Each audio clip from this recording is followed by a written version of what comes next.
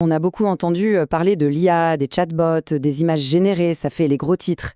Mais pendant ce temps, une révolution bien plus profonde est en train de se jouer, loin des projecteurs, au cœur même des entreprises. Alors aujourd'hui, on va plonger dans cette transformation pour voir comment l'IA passe du statut de simple promesse à celui de véritable moteur de productivité.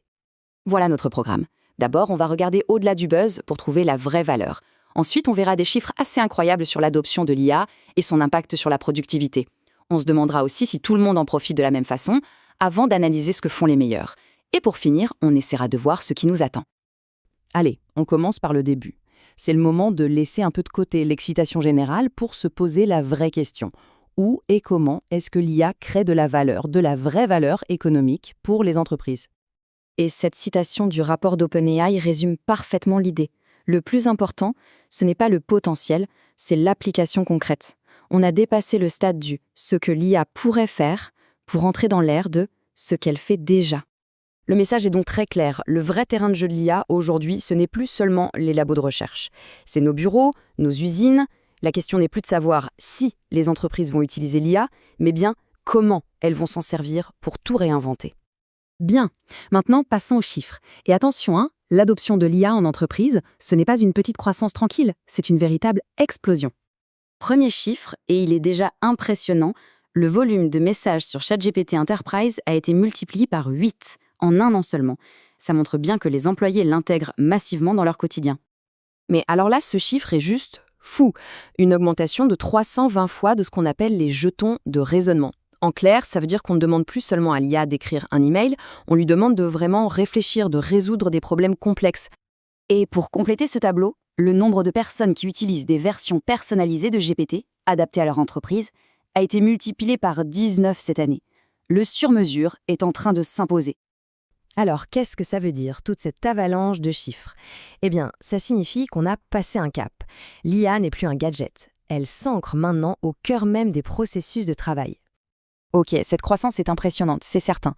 Mais la vraie question, c'est concrètement, ça change quoi? Alors voyons maintenant l'impact réel, les bénéfices que l'IA apporte vraiment au travail de tous les jours. Imaginez un peu, gagner entre 40 et 60 minutes chaque jour. C'est ce que disent les utilisateurs. Et là, on ne parle pas d'un concept abstrait, on parle de temps concret, de temps libéré pour se concentrer sur des tâches plus importantes. Et ce qui est vraiment intéressant, c'est que ça touche absolument tous les domaines. Résoudre un problème informatique 87% plus vite? Fait.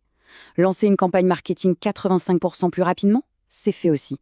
L'IA agit comme un accélérateur partout, pas seulement chez les techniciens. Et ça illustre un autre point absolument génial. Les 3/4 des employés disent qu'ils peuvent maintenant faire des choses qu'ils ne savaient pas faire avant, comme coder ou analyser des données. L'IA est en train de décupler les compétences. Mais, parce qu'il y a un mais, ce tableau quasi parfait a une face un peu plus sombre. Cette révolution ne se fait pas de manière uniforme. En fait, un fossé est en train de se creuser, entre ceux qui sont en tête et ceux qui risquent de rester sur le bord de la route. Voilà la question cruciale. Est-ce que tout le monde profite de cette révolution? La réponse, comme on va le voir, est un non assez catégorique. Ce graphique est très parlant. Regardez juste la différence.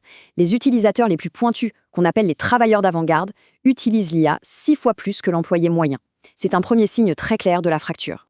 Et quand on regarde des tâches plus spécifiques, comme le codage, ce fossé se transforme en un véritable gouffre. L'écart monte à 17 fois. Ça veut dire qu'une poignée de personnes sont devenues incroyablement plus productives, alors que la majorité est encore sur la ligne de départ.